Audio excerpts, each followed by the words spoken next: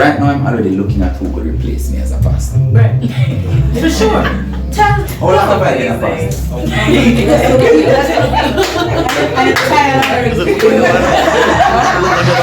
It's not just because of the work, you know. It's succession planning. You work your way out of a job as a good leader. Yeah. Hey guys, welcome back to the channel. Today I'll be sharing with you a leadership training that I did in New Jersey a few months ago.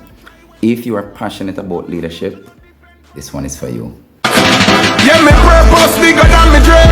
Nothing can stop me from happening, you feel me? See what I mean? Purpose bigger than my dream. In order for you to be a good leader, you have to be an excellent follower. It's the first recipe for leadership. If you look on the screen, it's famous word by John Maxwell. Just one slide, so I don't have to do anything else. Everything rises and falls on leadership. What do you think that means? Just throw them at me. Everything rises and falls on leadership. Success and failures. Success, failures. The bad. Yes, anything else? That you're responsible for everything. Yes, I mean, that's it. Basically, everything rises and falls on the district youth leader for this weekend. Sorry for him. But that's true, everything. If it goes well, it's your fault. If it doesn't go well, it's your fault. That's just it. That's the truth. Everything rises and falls on leadership. You cannot be the leader and you play blame games. Right? So, for you to accept leadership any at all, that's the first reality. It's me. If the country is not running well, it's the president's fault. Well, America set up in a different place. Let's leave that one alone. If in Jamaica case, for example, it's the prime minister's fault. Yeah, but what I'm saying, if the church is not running right, it's the pastor's fault. Even if he or she thinks they're doing a very good job, it's still their fault. I'm seeing the look on the faces. Right? And you're thinking, really? It's my fault? It's true, it's your fault. Good and bad. Right? But we're going to look quickly at something else. And let me go slide quickly from the beginning. And I call it the primary colors of youth leadership. What is youth ministry? What is youth ministry? Let's look at it. The youth ministry is an umbrella term that describes the systematic attention the faith community gives to young people, which enables them to reach their full God-created potential. Right? That is everything faith community, the faith community is involved in, that promotes both healthy development and faith growth in adolescence. When I teach my students youth ministry, I tell them that there's the youth ministry and there's the youth leader. The ministry and the minister.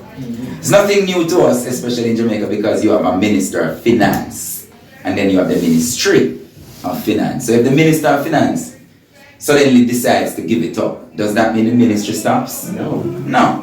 Because the minister is the person and the ministry is the system, the operation. So you are the youth leader while you have the youth ministry. And both are very important. Right? One is the person, one is the system. And if the youth director is defective, what do you think will happen to the ministry? We're going to have a problem. So if the youth minister is not empowered, then the ministry will be affected. It doesn't really have to die, but it will be affected because everything will be flowing from a defective person, somebody who needs help. And that is why as youth leaders, or as leaders in general, we have to every now and then come to a training session, hear the word for yourself, something that will empower you. Right? So that's youth ministry. And it continues. Youth ministry is a spirit-led discipleship process by which God works through Christian adults to lead teens into relationship with God to Christ-like maturity as part of the body of Christ, the church. So, I don't have time to go into how the youth ministry started historically, looking at different persons and and so on, Billy Graham and Francis Clark and all these guys, you know, when I teach the course for 13 weeks, that's a different case, I'll be able to go in all of that. But I'm just giving I'll have like 30 minutes or something. So it's very important. What we are doing today, for example, at the conference, is catering for our youth. So we have church, but we have to somehow find a way to reach our young people with the programs that we have in church. So they might not be at the same level. So that is why we bring them to a place where they can understand the gospel at their level. So for example, in Jamaica, we have 3 camps, national youth camp. We have the Pee-wee and junior camp, we have teens camp, and we have young adult. I am the director of a teens camp. And the program is different. You know, I mean, we're still talking about Jesus, but certain things, the tagline, the agenda, the vibe, you know, all of these things, you become like them to serve them for the week. That's right. I was the evangelist last year after COVID. We weren't sure how the crowd would look and everything, so I was the evangelist. And I couldn't preach like how I would preach usually. I had to use scenarios, I had to get them out of their chair, ask them to repeat things. I had to pull out the stock, everything. My daughter was there and she said, "Daddy, it was good." If my daughter told me that the camp was good, I believe you. She said, "Daddy, I never fall asleep anytime." I said, "Thank you, Jesus." Right? She's kind of my little standard to speaking to young people. But the ministry, it calls for dynamism, it calls for you recreating, rebranding. And in the book I spoke about rebranding yourself as a youth leader. But this is what I say in chapter 1, for example. Chapter 1 says, when we were young, and the quote I use is, "A strong foundation of love in your youth ministry will never fail. It will ensure an open connection to foster improvement at all times," I said. Because connection is always important in youth ministry. Connection builds loyalty. They trust you if you connect. Amen? Amen. Alright. So true leadership is not dependent upon conferred authority. So not because you are in the position doesn't mean I respect you. Sure. And that is true. Not everybody will respect you for your position. Some people might respect the position. And so you have 5 levels of leadership, as they say. Position is the first one. And position is not bad. It just means that you have been given the authority to be the supervisor, the CEO, the manager, the pastor, the youth leader, whatever it is. Positional leadership is the first level on the 5 levels of leadership, right? Doesn't mean it's bad, but it's not the only thing to think about. You can't hang on to positional leadership thinking everybody will respect me because I'm the youth leader. Because some people won't. So when you're in positional leadership, people follow you because of your position. So titles, positions, fame, all of these things, sometimes you have it, but it doesn't mean that people will respect you as the individual or even want to follow you as the youth leader. They just follow you because you have been in the position. Or the pastor. People, let me say this first. People don't leave churches and jobs. People leave people. That's right. People leave people because people buy people. People don't buy brands. And Usain Bolt, as soon as he broke the record, what happened? Sales skyrocketed. Puma sales went all the way up because people start to imagine Usain Bolt in their head. You follow where I'm going? Yeah. People buy people. They don't buy brands and positions. People buy you. Young people buy you. If they like you, they will follow you. And that's just true. So true leadership can occur whenever a need emerges that sparks passion with someone. So for example, Peter said, we don't have time to, share food and so on. Appoint deacons. You remember? Yeah. So out of that crisis came the position of a deacon. Yeah. Right? And a lot more. Out of crisis and different calamities. Leadership. When I became the youth leader at age 14, 3 of us went to a camp, youth leadership camp in Jamaica. 3. Then I suddenly emerged as the leader. It's not like pastor say you are the leader at first. I just realized 3 of us and nobody else is doing anything about anything. And so I had to be the one doing And it just so happened that Leroy became the leader. Nobody even fight it. Because nobody had the same passion. You understand? And so I became the youth leader, and that was just it from there. And you know? So sometimes when you have crisis, you think about your ministry as a youth leader. Are you responding to crisis? Some people will say, I don't know where my ministry is, I don't know what I should do. There are three things that could prove what your ministry and what you should do really. Crisis is one, skill, and filling the gap. So you don't have an accountant at your church, but you are an accountant, for example. Or, you know, you see a crisis and you jump in, or you have the skill or something. So these are ways to help you. True leadership may take on rather a variety of methods and styles and appearances because the outcome is what is most important to them. Right? So we all lead in different ways, and that's cool. We all respond to different things, and that's alright. But in the end, leadership is about people. If you are leading and nobody is following, John Maxwell says you're only taking a walk. If you are leading and nobody is following, you are only taking a walk. Leaders need followers. If you have no follower, you're not leading. You believe that? What's the sense? You're not leading if nobody is following. I remember this story. This guy is running breathless, and he stopped and saw an old man, and he said to the old man, you see a bunch of young people pass a while ago? The man said, yes, they went that way. He said, thank God, I'm leading them. What a drama, yeah? He's leading them and they're walking him. Right? On the flip side, I have it in this book, you know, leading from behind. You can't lead from behind. Nelson Mandela said, lead from behind and let others think they are in front. But that's when you know you are leading. That's right. That means you give people opportunities. Right? I remember John Maxwell again saying, a young man came on his team, and the young man, he was sitting at the side, like a conference room, sitting at the side. The young man found a seat somewhere else.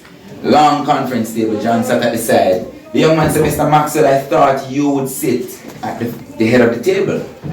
And John said to him, son, wherever I sit is the head of the table. Wherever I sit is the head of the table.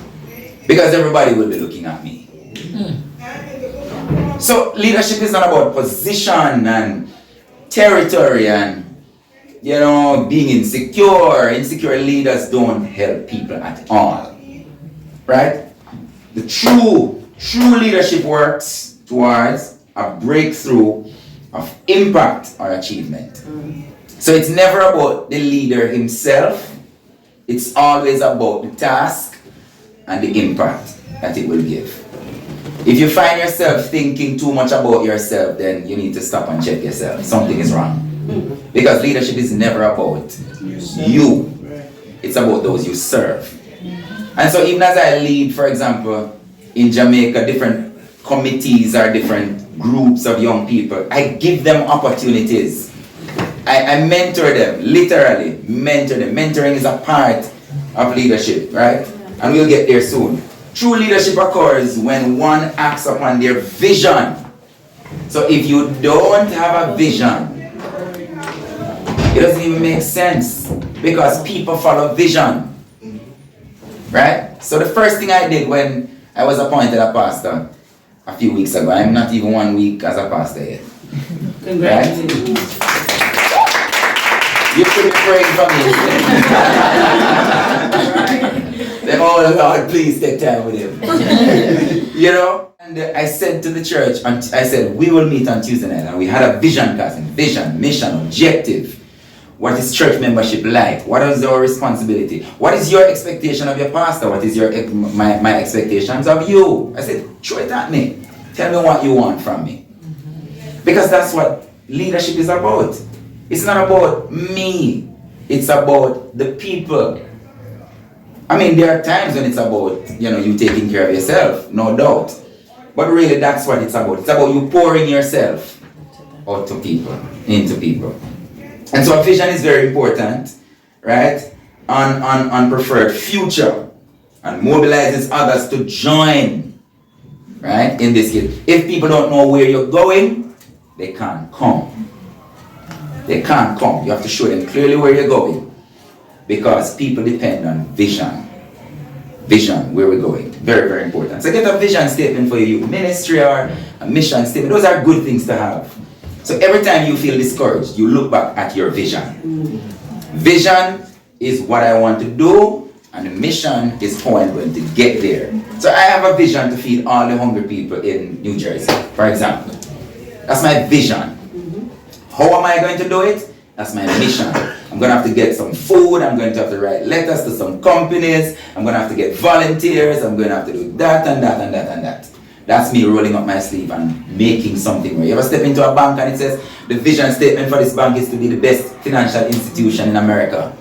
The mission statement is to 1, conduct smooth transactions. 2, give the best customer service. 3, so and so. That's your daily thing. Right? So your vision is very important because it says to me, where are we going with this youth ministry? Very important. So I'm going to share 3 quick things, 3 common threads. Cast a vision, right? So we're looking at cast a vision, leaders possess rather, and communicate a picture of a goal for others. That's basically what the vision is. You have a goal, and you need to communicate it to others. Therefore, I want you to get everything that you can get out of this today, because it is necessary. Implement strategies. Leaders understand and implement the steps to reach the goal. And 3, empower people. Leaders mobilize and equip people to join them in the cause. Alright? And then we look at the atmospheres that we have to create. Number 1, a sense of destiny. A sense of destiny. They have a picture of what they want and feel destined to fulfill it. That's what good leaders have. They know. So I told the church the other day, I said, I'm not saying that you don't have anything before I came, but I can't show up without a plan. You know? So I met with the ministers first, and I hear what they have to say about what was going on before. And as a matter of fact, I just added 2 things to it. I don't have to turn everything upside down as soon as I come. Right. I saw some, but it's way too early. Right. Yeah. That's right. Way too early. You don't want people to think, oh, he's here to take over. A sense of destiny. Where are we going? Number 2, a sense of family. Right? A sense of family. The atmosphere is 1. Of support, belonging, none feel alone. And that's why I said to them as well, when people come to church, people should feel like they're at home. Yes. People already have jobs that are terrifying, and bosses and supervisors, and the job itself, and money, and all kind of problems. When they come in the presence of the Lord, they should feel like they're at home. It's the same thing with our youth ministry. It's the same thing when people come around us. They should feel like, yup, this guy wants me around. You know? Because that's what people want. Nobody wants to have pain in their surrounding and all of these things. So it's very important that we give people a sense of belonging. Young people, you know, let them feel like they belong here.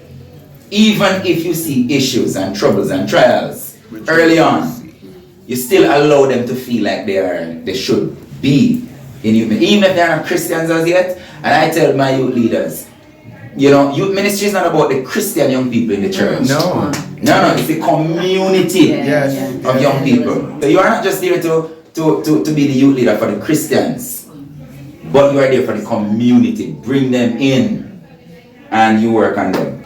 A militant spirit. So you should be a leader who try to get it done at any cost. I mean, morally, you know, correct.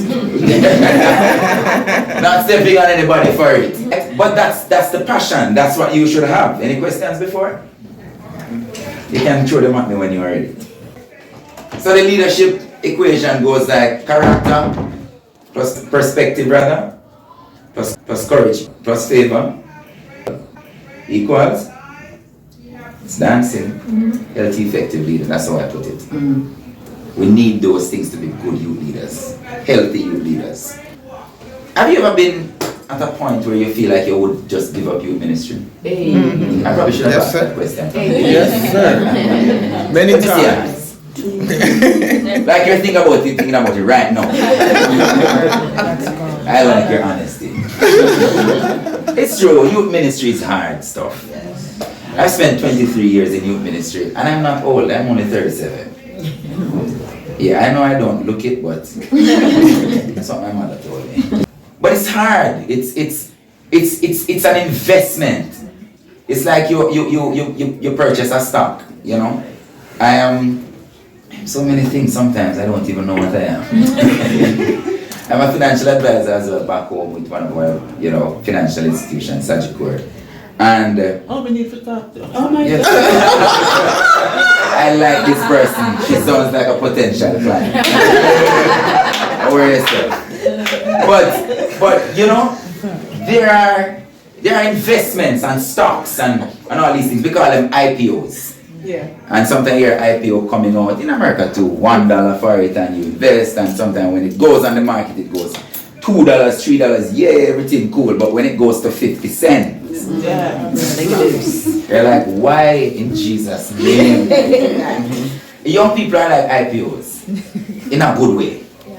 You have to invest in them. Sometimes the IPO not turn out the way you want it. Not true? Yeah. And you're thinking, then what is it that I am not doing with this youth ministry? I gave them all my Friday nights, all my fourth Sundays, everything I can, and the picking them still not grow.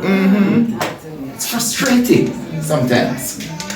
But investment is never about a quick return. Some investment, and I tell people, you don't lose money, you lose value. Because this book can be $1 and it goes to 50 cents, you don't lose money unless you pull. You get less money. But if you allow the stock to keep growing whenever, the money goes right back up. So you're not losing money, you're losing value. And it's the same thing if we look at young people, or people in general. They are so priceless. You understand? We are. So all of these things are important. And I'll just continue. Character enables the leader to do what is Right. even when it is difficult. That's what it does. It allows us to do right. Look at Joseph. How can I do this great wickedness and sin against God? Character communicates credibility. You are credible. I can depend on your words. Character harnesses respect. And it's the greatest thing when a youth ministry respects you. Believe me, it's worth it. Character creates consistency. Now this is you, this is your character. Character earns trust.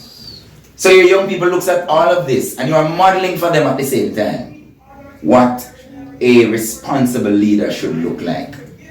And you are connecting with them because that's your character. And that is what makes you you. So I have a character chart here. I don't know if you have your pens and everything. Each character, if it's strong, it's 40. Indecisive, 25. And weak, 15. Let's try it. Understand, alright? Alright, so charisma, how would you grade yourself? Charisma. So you're going to add them up. So whatever number you come up with, we're just going to add everything in the end. Alright, commitment, communication. Are you strong with that?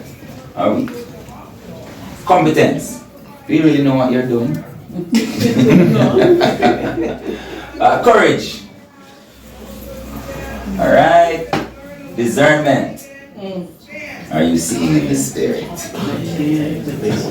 It's not just in the spirit, it's just a sixth sense. You understand? So, to make it a little bit more physical. And you are seeing it. Focus. Are you focused? What about your generosity? Initiative. Listening. Are you a listening person? What about your passion as a leader?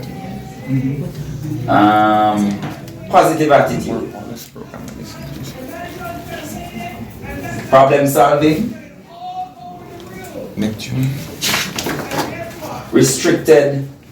Propelled. In other words, your boundaries are so near. You just feel restricted.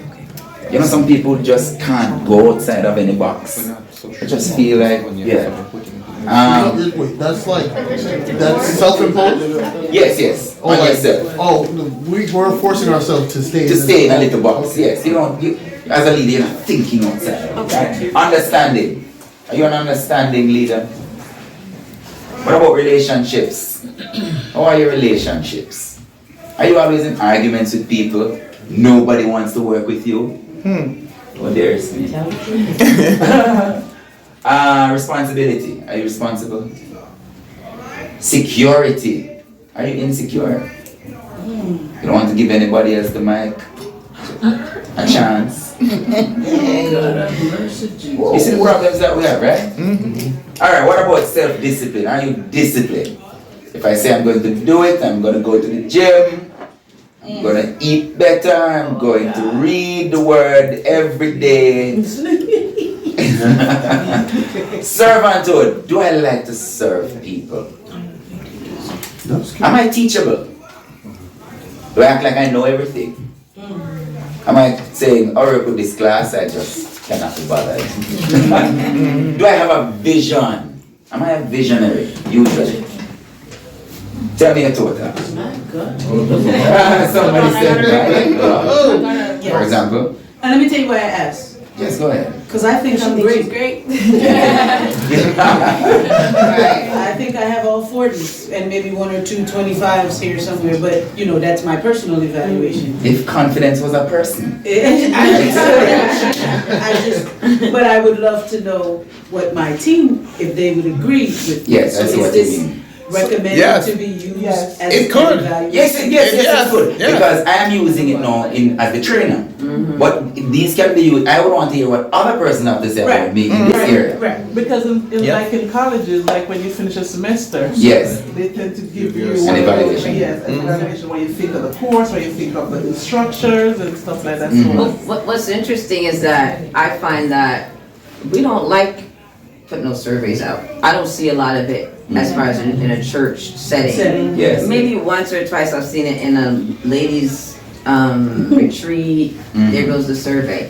I don't see it. I don't know Most, why. I don't think we I don't know value, if it's I don't most. think the church as an entity values evaluation. We're very much Spirited. forward facing. We're spirited, yeah, that's reflective. true. There's not a lot of We're teaching you emphasis The on Lord said. being reflective. It's very much, That's we're it. giving you content. You have to ingest the content. You get the preaching, you receive the preaching, Yeah. but then we're not saying. we evaluate our pastors by leaving the church. That's right. I want to say Are you this. I disagree. That's a dysfunction. You disagree? I disagree. I think we With have to which be part? careful when we say the church. There are pastoral evaluations. There's an evaluation created by headquarters for every department. But do you really It's think people whether- tell the truth? So that's what I said. That's That's the not problem. given. I said we don't value Given. a value. I said we don't Yeah, but you said value. the church as in on a whole. Right. The church on a whole. We do evaluation. We do evaluation. Whether or not your district, state, or region does it is a different story. And if they do Or if it, they follow whether they the value it, responses. That's the piece. That's the problem. Because in Jamaica we Yeah. do evaluation. But Most of the people don't say what they really want. Yes, So then exactly. value That's of this it. diminished. And that's the value. I am guilty If it's because anonymous, if it's anonymous, you maybe get more. no man, if it's anonymous, you will know who wrote That's that what I'm one. saying. Because you will see, everybody says she should be appointed or he should be reappointed. This guy says she's doing a terrible job, and they will know that's me. so I think that's a point to use in context of what we're talking about here with the young people. Yes. Is really having a real view of what they think Precisely. about what's happening in In their their youth ministry and what they need and if we're meeting their needs. Precisely. So To internalize. the question is, if you were a youth in your church, would you go to your youth ministry? No. Out there. I wouldn't be here. So you wouldn't go to your own youth ministry? I wouldn't be here. You wouldn't be here. Okay. So this is the question now, and you just think about it. If you were a youth in your community, would you religiously go to your youth ministry? Fridays, whenever you have it, or Sundays? It's a question because That's a good perspective is always good. I'm being honest. And I did this, you know, with my guys, I mean, I would ask them, tell me. And as I said the other day, I said it to the church, tell me what you expect from me and what I expect from you, because it's a relationship. It's a give and take. It's a give and take, right? So it's very important. It's very important. We're gonna come to something. So in perspective, enables a leader to see and understand what must happen to reach the target. And evaluation is also a part of that. What are the perspectives out there concerning my ministry as a youth leader, my leadership abilities and skills, my vision casting efforts, all of these things are very important because, and you know what I do sometimes when I was a local youth leader, I would give them things to do, involve them. Yes. That night is yours, that night is the concert, go ahead and plan it, because if it goes well, they will feel good about it. It doesn't go well, you're the one who planned it. You do everything rises and falls and leaders. You know? And it gives them a sense of purpose, being a part of whatever. Bring people in the circle for them to feel a part of the circle. And that is why many times followers or young people operate outside of that circle because they don't feel like they're a part of the decision-making process. And that's very important. People's perspective on your leadership and how you make decisions, involve them. So, yes, you are them. I was just gonna, to add to what you're saying, don't only bring them into the circle. Yes. And don't take their suggestions or so on. Because if you bring them in and they feel like they're a part and then you go in a completely different direction, you've completely done the opposite of what you planned on doing. So if you're gonna bring them in and make them a part of the decision-making process, actually take it to utilize. Use it. Yes. Yes. Because that's how people feel valid. Nobody wants to always be turned down when it comes to your ideas. They will feel stupid, worthless, And you don't want that. You want to increase their confidence. You came up with an idea, it's a good idea. Sometimes it's not so much of a good idea right now. So we can't do it right now. And I'll tell people, when I sit in a room to have a meeting with my committees, the first thing I'm trying to do, believe me, right now I'm already looking at who could replace me as a pastor. Right. For sure. How long have I been a pastor?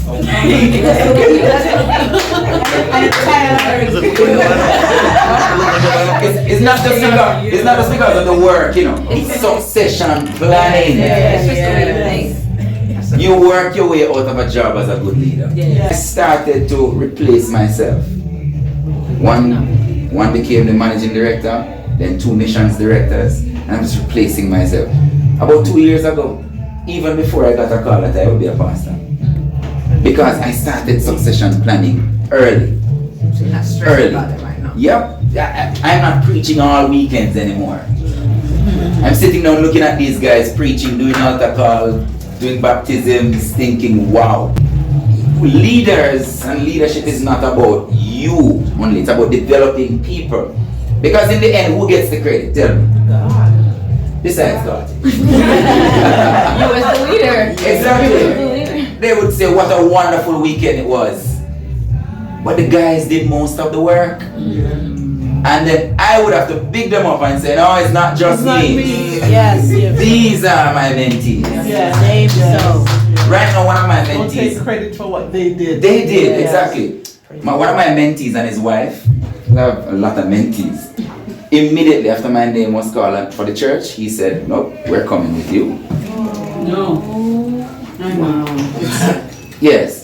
And it's not because they had a church issue or anything. Right. They just said, yes, I'm coming to serve with you. Yeah. And his wife, they got their membership forms and they're all hyped up about it. He got saved. We went into a community in Jamaica, Clarendon. His testimony is awesome. But in the end, he came, he said a voice that carried clothes for baptism. He took that the morning, he came, heard the word I was preaching, got baptized. And God has been changing his life. It's like 8 years ago. He has been my spiritual son, one of my mentees. He's now a plumber, he's working at a nice company, good job. He's now the plumber for the national office, the national headquarters, convention center. He came on another youth mission. He saw a young lady, they like each other, responsible, she was the youth leader. And they got married. And so I'm just saying, as a leader, your life should be helping others to come to do new things. One of the things about being a youth leader is expose them to new things. Let them meet people. So I would go to the national office with a bunch of them and say, meet the national overseer. Bishop, this is my youth. I would let them meet people. I would take them to places with me, different parishes, different places. I want them to be a part of the experience that I am having. People will forget what you Say. What you say, but you're not gonna get what you say. exactly, how you make them feel. That's important. Make people feel good about themselves. Make young people have the time of their life. Their experiences will say what they think about you. Follow where I'm going? Yes. So they first choose their vision. What is the goal? Then they choose their venue. So your vision, why are we having this event? And then we look at venue. What is the goal? Sorry, vision, what is the goal? The venue. What is the strategy? How are we going to reach? Yeah. You know, how are we going to do this? Week by week, month by month. I want to develop this youth ministry. How do we do it? Where? Finally, they choose their vehicle. Yep, systems. We have to have some system in youth ministry, right? Whether we're going to allow them to be developed through dance or sign language, spoken word, something. What's the vehicle? What's the strategy for you to develop? Development doesn't just happen like that. It has to be strategic, intentional. And so as we develop ourselves and develop others, we must have a plan, right? So I have another one for us. Oh yeah, I have the scores this time. Right? What do you think you'd see you? I guess this is what you were asking. So, Y is of course 40, no is 25, and U is undecided, 15. Right? 40, 25, and undecided, you know. So you think they see you strict, as a strict person? Are you strict? No, don't do it. Not in this house. Blood of Jesus against you. You know when they come to you and say, oh, I'm feeling lonely. Blood. Merciful. Do you think they see you as a merciful youth leader? They can run to you. Even when you told them the guy was bad for them. Yes. Yeah, I can move up to 40 now. Are you funny? I mean, are you humorous? Do you crack a joke every now and then? As corny as it is. Funny, humorous, judgment. Are you a judgmental person? You know? Just asking. Yes. Weak. Do you think they see you as a weak leader? Weak youth leader? Wait, so here's the question. When you say weak, are you supposed to, like, if you are weak, you put 15 or you Yes, put 40? if you think they see you as weak, Yes. it's yes. 40. On It's a certain, 40. I read that wrong. Okay. What did you read? No, I thought it was like yes, uncertain was the 25 and no was the 15. No. I had it backwards. Y Yes. equals 40. So if you think they actually see you as weak, it's 40. Right? What about autocratic? Let's look at our leadership styles. My way or the highway. We're gonna have concert, no two way about it. Who don't want to come, don't come. Democratic, you know what that means. Oh, Jesus. I see my friend looking at me now. Okay. But anyways, yeah, autocratic, democratic. And you know there's a third one, a laissez-faire leader. You just do anything you want to do. But I don't have it yet. Balance. Yeah. So, scores, if it's 320, you are extreme. 320, oh, okay. Gotcha. If it's 260, you're balanced. If it's 250 and below, you need improvement. That's my evaluation of this thing. Because you have to be balanced. You see, they both have different ends of the spectrum. Different, you know, you can't be two and you can't be two. Yes. I have a question. How would you suggest if we wanted to say implement this in our youth ministry, does it kind of keep us you know, grounded as far as where we think, you know, like how Paul was saying, oh, I think I'm great. Do you think it's an annual or quarterly or every whatever, you know, how should we, Like an obviously evaluation. we should do it. Evaluation? Yes. I think you can start out with annual, probably 2 times for the year. Every 6 months. Every then. 6 months. So you can see if you're, Yes. and how would you introduce it to your youth? Print So they papers, don't stress. or you can use Google Forms if you want, you Oh, know. that's good. And you can tell them, guys, guess what? My task here is to lead you and to develop you. And if you are not being led properly, you know, I think I am trying my best, but I'm not perfect. And so your input in this is very important. I need to know what you think about my leadership so I can, you know, strengthen my weak areas and serve you better. And I'm going to need your help by, you know, you just doing a short evaluation of what you think about my leadership and qualities. And I'm going to send you the link, or, you know, this is the paper, just take whatever it is. And when you get it back, I won't say anything about what you said. You don't have to put your name. Just tell me what you think about me. You now have to be prepared for that. True. Because some will say, I think you should go. If they're brave enough. I'm curious. And you might not even know who said it, because it might be the person who will laugh with you a lot, thinking that you should go. You follow where I'm going? Yeah. So you just have to take it with a kind heart and something that would, don't take it personal. Right. Don't say, oh God, I'm done. Look what they did on me Friday night. I missed my wedding for them. But I no longer married. This thing took my marriage. I'm done. Don't miss your wedding, Shane. Don't miss your Why do wedding. you have funny and humorous twice? So I feel like I'm a little low because they're not my strengths. But why are funny and humorous? Really? I think you're a funny person. Maybe it's a question, but yeah, I'm just curious. I think funny is a little bit, I mean, you know the English language.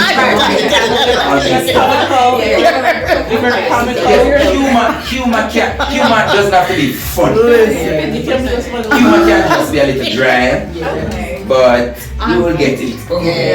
You put a smile on your face. So I'm not all funny, but I can make you smile. You find something to smile about. Yes. Yes. And then some of our bishops and our pastors, they're humorous, but they're not funny. Yes. They're not funny. You're like, oh, come on, They bishop. can't crack jokes. They can't make you crack up, but they find some humor in the situation. Yes. Right? Like this guy is very funny. Shade.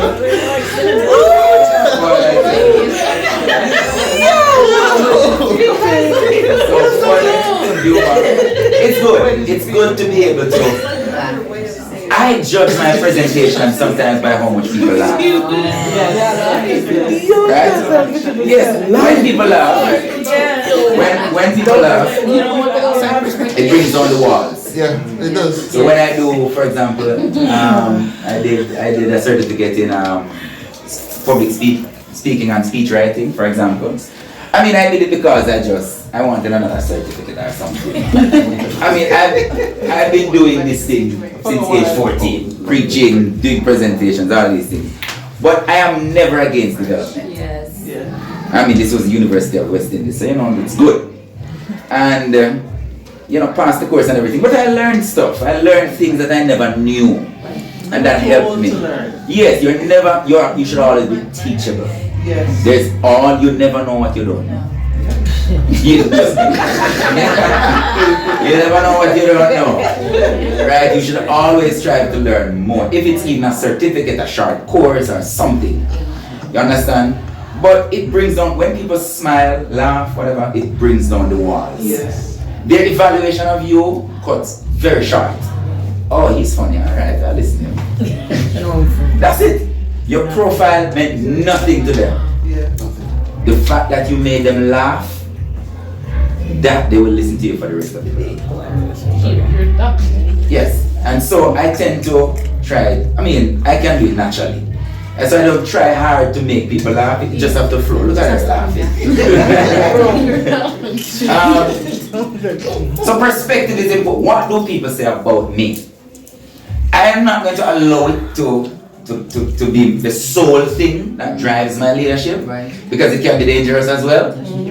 You know, if people say things about you, you can take it all personal and decide that you're going to give up. I'm not talking about that end. I'm talking about, alright, I'm leading the people. I at least need to know what they think about my leadership. It helps me, and it gives them a voice. And it helps them to know that my leader listens to me. You understand? Listens to me. Courage is the next one.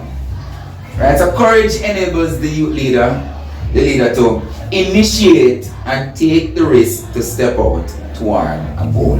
Rick Riscola in this book, chapter 2.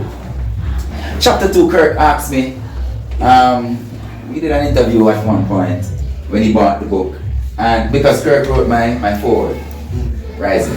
In the second chapter, I spoke about initiative. Yes, instinct I call it. Instinct. Lead or bleed. I tried. Lead or bleed. If we don't lead, people are going to leave us. There's another book, this is kind of mild, there's another book that says, for God's sake, lead. Right? But an instinctive youth leader has the ability to solve problems from an internal perspective. And so all the quotes at the front, I talk about them and put them in a box. Because instinct is very important as a leader.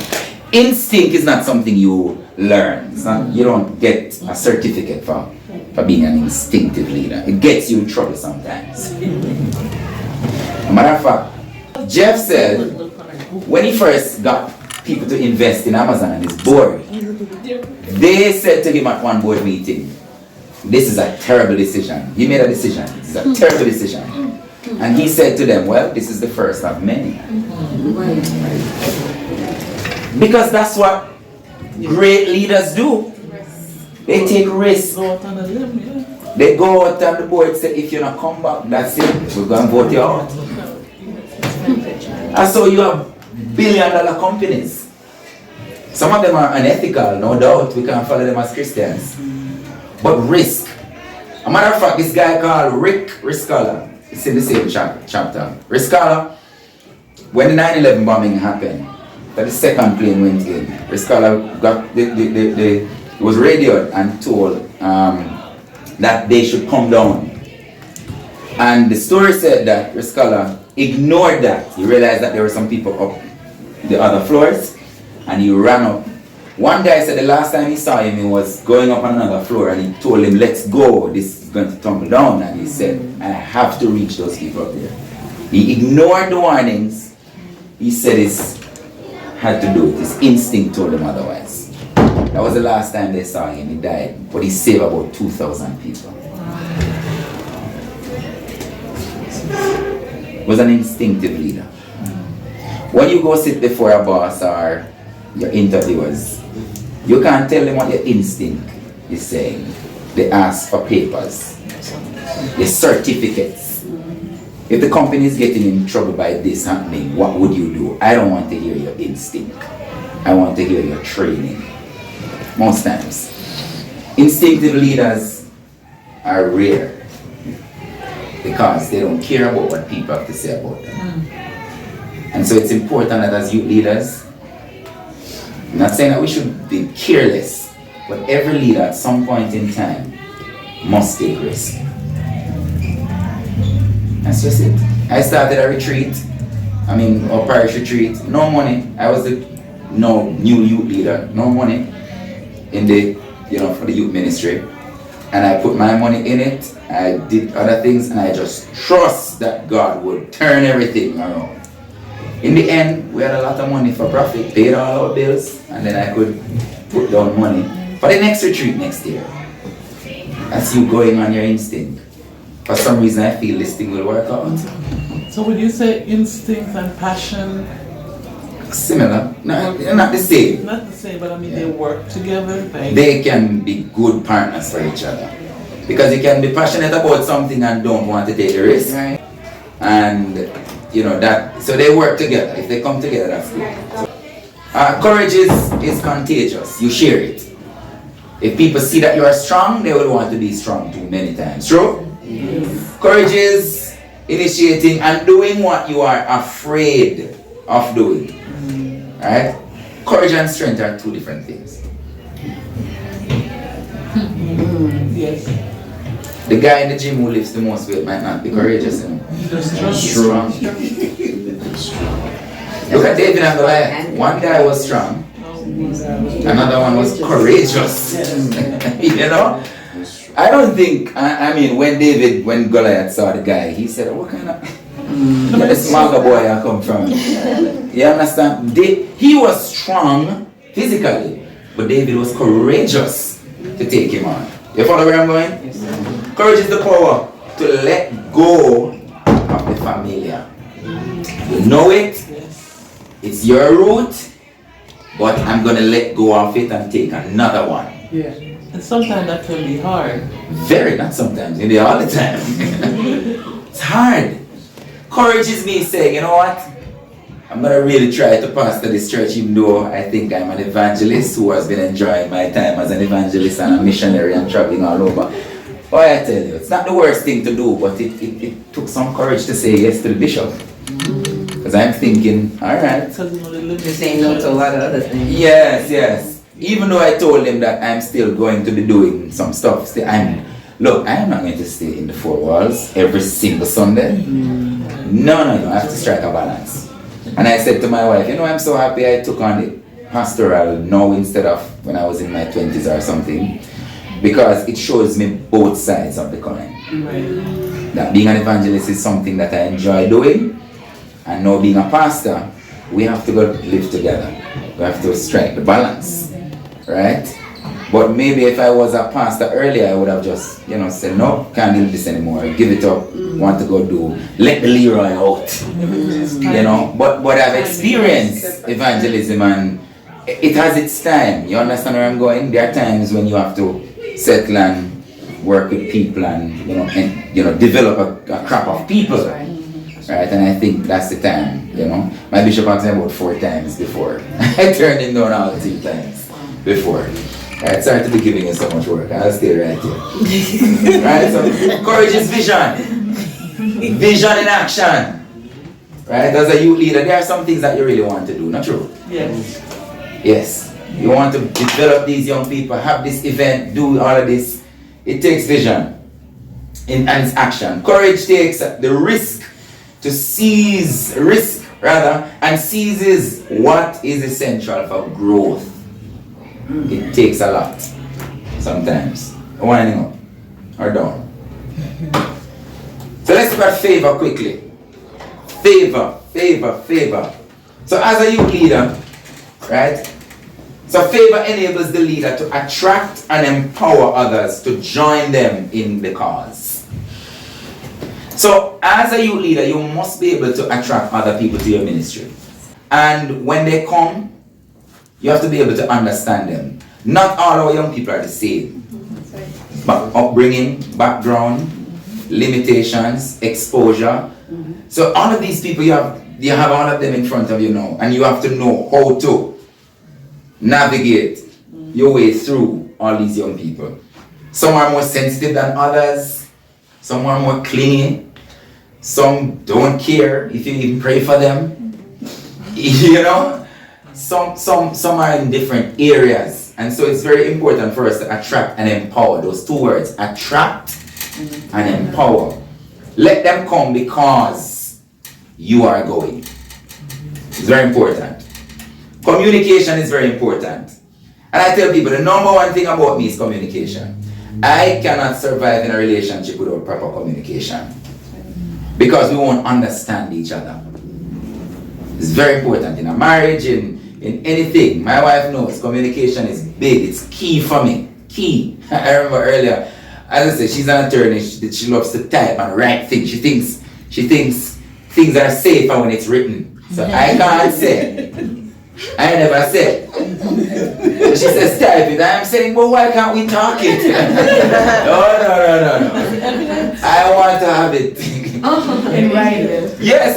So just last night I was telling her to call the person. She said the person I'm texting, blah blah blah. I said, why don't you just call? And people are more comfortable probably talking. She's like, no, I want this to be in writing. That means she cannot say she didn't say. Alright, cool. At times I have to say, look, I am not in the box. You're not interrogating. Right? Didn't you say you were going to call? Yes, but I forgot. But didn't you say you were going to call? Yes, I said I was going to call, but I had something doing. No, that's not what I asked. My girl, just go easy on her. But she's fun though. Communication is key. Right? It's key. And I remember when we were dating, she would send me these long messages. I read through, and I want to say okay. But I know that will just end any possibilities. I was having a good day. Remember your recording. Oh yes, remember, right? This is what I mean. And but she knows, man. Sometimes there are times when I said, alright, no, I tried to mix it. Alright, okay, oh cool.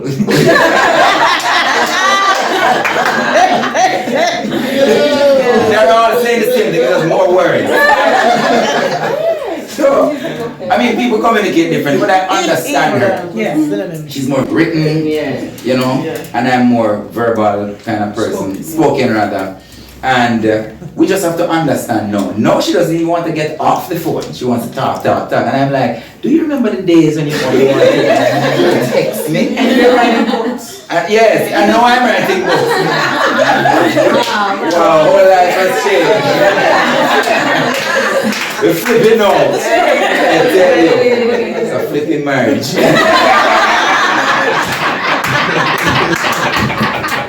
I never said that.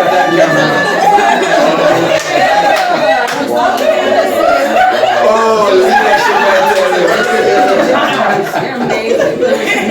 leadership is something else.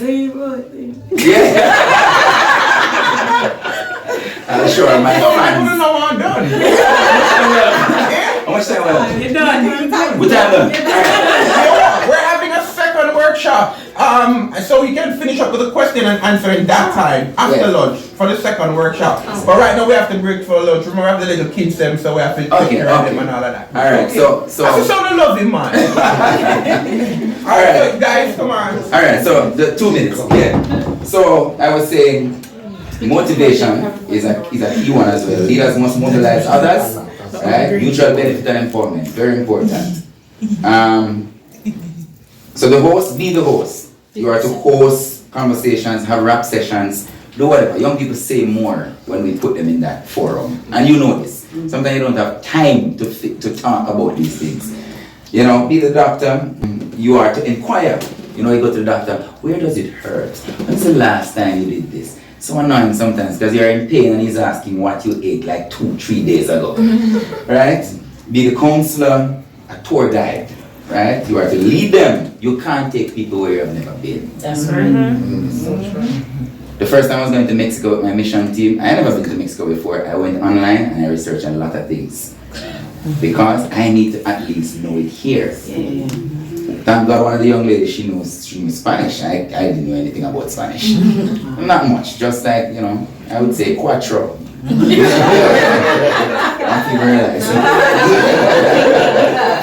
Thank God she was there, right? And this is the last slide.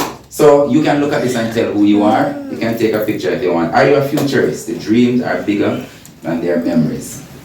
Are you a lobbyist?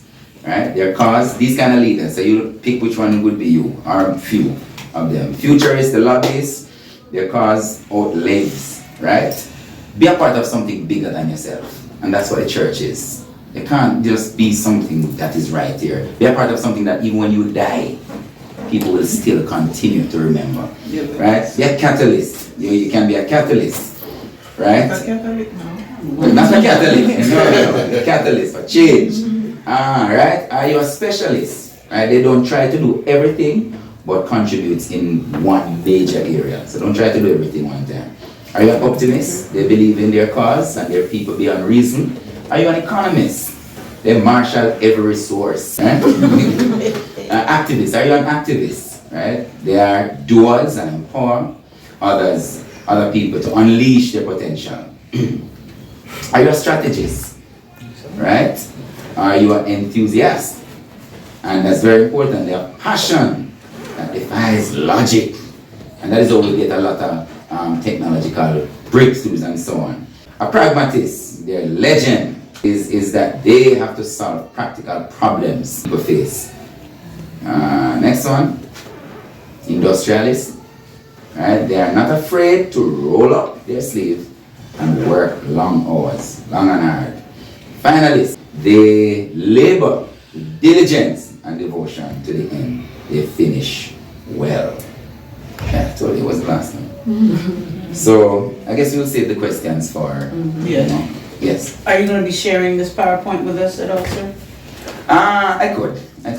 If Right, you so- did just the Yes. charts, maybe. Okay. That'd be good. Well, it was my pleasure, privilege, and everything.